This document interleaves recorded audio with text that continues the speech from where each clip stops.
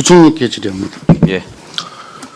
국회의원 겸직하고 계시는 국무위원이시라서 지역구에 가끔 가십니까? 지역구에 뭐 거의 가지를 못합니다. 그러면은 우리 일반 국민들 현장 목소리는 어떻게 듣고 있습니까? 제가 뭐 수시로 또 여기서도 생활을 하기 때문에 곳곳에 현장에서 부딪히는 분들이 다 민생 현장에 계시는 분들입니다. 예, 지금 1년 지났습니다. 1년밖에 안 됐다고 아까 말씀하시는 것 같던데. 아까 대통령 뭐 순방 그 관련해서 1년이나 됐거든요. 예. 그거는 뭐 예. 그래서 이제 경제 정책 책임자시니까 과연 이 경제 성적표가 괜찮은 건지. 아까 다른 의원님도 질의했었는데 OECD 국가 중에 다른 나라들은 다 경제 성장률을 상향 조정하고 있어요. 국제기구에서 경제기구에서. 근데 우리나라만 유독 하향 조정을 하고 있습니다. 뭐 그건 보셨죠? 꼭 그렇지 않을 뭐가 그래요? 이미 뭐 다 숫자로 다 나와 있는 거. 세계 경제 성장 전망을 다 지금 다른 나라들은 대체적으로 다 상향 조정하고 있잖아요. 우리나라만 하향 조정하고 있고. 그렇지 않습니다. 우리나라 잠재 성장률 출범할 때 몇 프로로 이야기했습니까? 2% 안팎으로. 2% 안팎인데 올해 경제 성장률 지금 1%대 초반 이렇게 예상하고 있죠.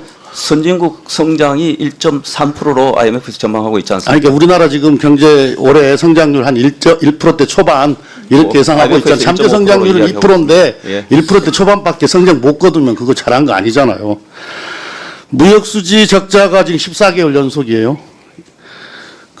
우리가 원래 한 18일쯤 됐는데 무역수지 규모가, 흑자 규모가 지금 198위로 추락을 했습니다. 지금 아마 금융위기 이후에 최초로 분기 경상수지 적자도 기록한 것 같아요. 분기. 무역수지가 중요한 게 아니고 경상수지가 중요한 거다. 이거 부총리가 하신 말씀인데. 예. 우리 1분기 지금 경상수지 적자까지 지금. 수출이 줄었어요. 그런데 뭐 경우에 따라서는 줄 수도 있는데 문제는 뭐냐면 수입도 같이 줄어버렸어요.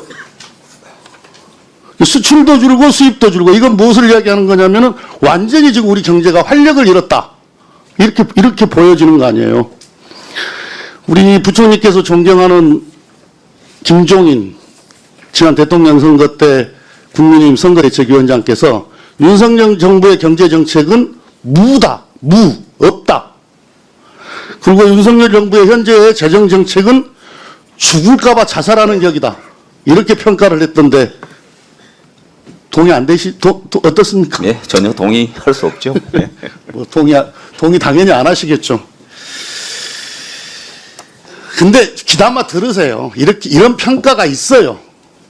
저는 동의가 돼요. 지금 온갖 지표가 다 빨간불 아닙니까? 지금 뭐 좋은 지표가 없어요. 그런데 지난번에 아까 또 말씀하시던데 출범 1주년 경제 분야 주요 성과 및 과제 뭐 이렇게 발표하시는 거 보니까 기승전 문재인 정부 탑 이렇게 되어 있어요. 차성이라고는 찾아볼 수가 없어요. 모든 지표가 다 빨간색인데 뭐 처방을 정확하게 해야 진단을 제대로 할 거 아닙니까? 처방이 지난 정부 탓 이래버리면 제대로 된 진단이 지난 정부 탓 이래버리면 처방이 제대로 나올 수 있겠습니까? 지금 정부 맡아가지고 1년이나 지났는데 표 한번 볼까요? 문재인 정부에서 재정을 파탄내고 과도한 규제로 민관 활력을 떨어뜨렸다. 그래서 잠재 성장률이 곤돌박질 쳤다. 이렇게 평가를 하셨더라고요. 어떻게 경제 여건을 설명하면서 코로나19, 팬데믹 이런 단어 하나가 없습니까? 특수한 상황이었어요. 이야기하기 싫은 거죠. 지난번에 인사청문할 때부터 내가 입 아프게 이야기를 했는데 오늘 한 번 더 이야기를 하겠습니다. 코로나 대응과 관련해서 재정 전략이 되게 중요했는데 재정 지출 규모를 보면 재정 지출 규모하고 국가부채 증가율을 보게 되면 다른 나라하고 비교를 해봐야 될 거 아닙니까? 우리나라가 돈 가장 덜 쓰고 코로나 방역 가장 성공한 나라잖아요. 그리고 IMF도 그렇고 OECD도 그렇고 피치도 그렇고 이 부분은 잘 평가를 해주고 있잖아요. 그런데 이런 평가, 이런 객관적 수치, 이런 객관적 성과 이게 부총리한테만 안 보이는 겁니까? 대통령하고 부총리만 안 보이는 거예요? 안 들리는 거예요? 대통령께서 지난 3월 16일 국무회의 때 방만한 지출로 감내할 수 없는 빚을 미래 세대에게 떠넘긴 것은 미래 세대에 대한 약탈이다 이렇게 하셨더라고요. 이게 지난 정부 평가를 한 건데 대통령의 이 말씀 부총리도 동의하십니까? 아까 김종인 박사는 재정 전략은 뭐 죽을까 봐서 자살하는 격이다 이렇게 이야기를 했던데. 네, 우선 자꾸 특정인 원로 정치인 언급을 자꾸 하시는데 우선 그분하고 저하고 이 정책에 대한 기존. 그러니까 이 대통령의 이 말씀에 동의 안 하시죠? 저는 이 코로나 대응을 관련해서 예전에도 여러 차례 말씀을 드렸습니다만은 오늘도 말씀드렸고 일정 부분 아까 긍정적 제가 평가를 한 부분은 아마 기억을 하실 겁니다. 그런데 코로나로 인한 대응에 관련해서 재정 지출 규모가 늘고 또 지난 정부 5년 동안 이 국가 부채가 늘고 한 부분을 자꾸 코로나 하나로 모든 것을 아니요. 지원하면 안 다른 된다. 나라 코로나 대응을 위해서 저는 다른 그것과 나라가 관련돼서 얼마나 재정 지출을 했는지 그리고 어떤 성과를 거뒀는지 제가 제자리에 우리나라가 어느 정도의 재정 지출을 했고 어떤 성과를 거뒀는지 이걸 객관적으로 평가를 해야죠. 코로나 대응은 2020년, 21년 조금 연장해서 있는 겁니다. 그 당시 제가 기억하기로도 제가 지금 숫자를 안 가지고 있습니다. 자, 하나만 더 봅시다. 홍남기 부총리가 재정 왜 적게 쓰느냐 관련해서 우리도 많이 씁니다. 자, 그렇게 하나만 이야기를 더 많이 볼게요. 하셨던 걸로 제가 알고 있습니다. 민간 활력이 떨어져서 뭐 이것도 지난 정부의 평가인데 이것도 표 한번 볼까요? 2022년 4사분기 대비 2023년 1사분기 민간 이 경제 활동별 또 지출 항목별 성장 기여도 일부만 추가 1분 드리겠습니다. 지난해도 물론 0.6밖에 안 됐으니까 무척 낮은 수치인데 올해 1사분기에는 무려 마이너스 0.3 역성장이에요. 무슨 이 정부가 민간의 경제에 활력을 불어넣었다 이렇게 말을 할 수가 있겠습니까? 사기지. 역성장을 했는데 민간 기업은이. 그리고 뭐 각종 뭐 규제에 관련해서 말씀하시던데 이 정부 들어서서 제대로 된 규제 혁신을 하는 거 있는 건지 나는 잘 기억이 안 나지만 지난 정부 때 규제 샌드박스 도입을 했잖아요. 내가 정책위 의장할 때 주도해서 한 건데 이것 때문에 많은 성과가 있었지 않습니까? 근데 지난 정부 규제 때문에 민간 경제가 활력을 잃었고 이렇게 평가를 하면서 현 정부의 무슨 민간 경제의 활력은 현 정부가 마치 만든 것처럼 그래서 실적을 할 때는 요 규제 샌드박스 성과를 딱 갖다가 붙여놔요. 이렇게 평가하시면 신뢰를 못 얻어요. 진실해야 됩니다. 진실. 있는 그대로. 그래야 야당도 그렇고 그래서 함께 이 엄청나게 어려운 이 위기 손잡고 힘 모아서 함께 극복해 봅시다. 이렇게 이야기할 수가 있는 겁니다. 진실해야 정부가 거짓을 이야기하고 진실하지 않고 뻥튀기 하고 이렇게 되면 정책의 신뢰를 잃어서 설득력이 확 떨어지는 거예요. 그래서 이게 극복 못합니다. 우선 제가 다시 한번 말씀드리지만은 정부가 뻥튀기 한 적도 없고 저희들이 거짓을 한 적이 없습니다. 저희들은 있는 사실을 기초로 해서 설명을 드리려고 그러고 다만 아마 강조하시는 부분과 관련해서 서로 보는 관점의 차이는 있을 수 있겠지만은 절대 그러지 않는다는 말씀을 다시 한번 드립니다. 그리고 이렇게 요청해달라고 그러는데 정말 제가 여러 차례 요청을 드립니다. 경제가 어렵습니다. 어려운데 국회가 정부가 함께 힘 모아서 정말 위기 극복하는데 함께 지혜를 모으고 힘도 모았으면 좋겠다는 생각을 드리고 무역 수지 아까 말씀드린 대로 몇 가지 요인을 말씀드렸지 않습니까? 무역 수지에 관한 부분, 수출 감소에 관한 부분 등등 지표에 관해서 저희들도 드리고 싶은 말씀이 너무 많습니다. 언제 차분히 한번 설명을 드리겠습니다. 저도 하고 싶은 얘기가 많아요. 그래서 개별적으로 시간이 지금 별로 없는 게 너무 안타까워요. 이 지표 관련해서는 언제 한번 차분하게 사무실에 저희들이 한번 보고 또 저희들이 보는 관점이 이렇다는 거 한번 말씀도 한번 드리겠습니다. 네, 수고하셨습니다. 제가 질의하겠습니다. 그러면 누구한테 하는 게 좋을까요? 제1차관께 한번 해볼까요? 제1차관님, 조금 전에 후쿠시마 이야기했는데 제가 한번 물어볼게요. 후쿠시마 오염수가 안전하지 않으면 해양에 방류하면 됩니까? 안 됩니까? 뭐 그걸 어떤 전제로 해서 제가 답변 드릴 사항은 아닌 것 같습니다. 그런 얘기 하지 말고 안전하지 않으면 방류하면 돼요? 안 돼요? 안 되죠? 대답을 하세요. 안전하지 않으면 방류하면 안 되잖아요. 예. 두 번째, 안전하다고 그러고 싶어 해요, 정부가. 윤석열 대통령부터 국민의힘 모두 다 이거 과학적으로 IAEA가 판단하면 이런 얘기를 하거든요. IAEA에 제공하는 자료는 일본에서 제공하는 자료예요. 우린 시찰단이라고 가면서 시료 채취도 못하는 상황이에요. 안전하다고 하면 그럼 방류하면 됩니까? 안전하다고 하면 그 나라에 두면 되잖아요. 그 나라에. 방법이 있어요. 제가 오늘 이렇게 질문하는 건 국민들께 알리는 거예요. 땅을 파서 콘크리트를 치고 거기에 고형화시켜서 처리를 하면 되는 거예요. 근데 안전하니까 그냥 거기 써도 되는 거예요. 만약에 안전하다면. 농업용수로도 써도 되고 그런 거예요.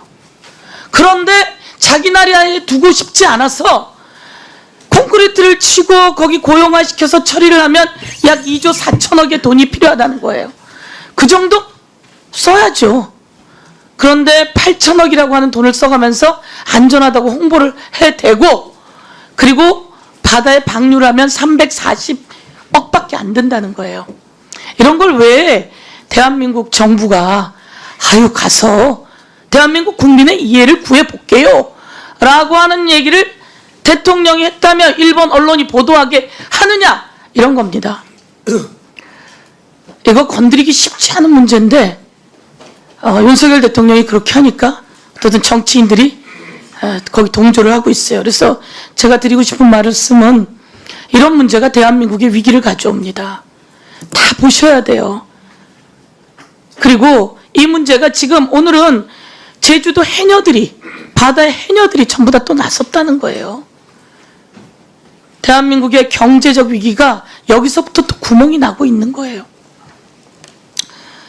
우리 차관께 다른 질문 하나 하겠습니다. 무역 적자가 엄청나다라고 하는 것에서 제가 한번 질문을 할게요. 2021년도에서 우리 무역 수지가 이거 무역협회에서 만든 자료로 보면 세계 몇 위였습니까 우리가? 21년도는 아마 7위 정도 했던 것 같습니다. 7위? 예. 예.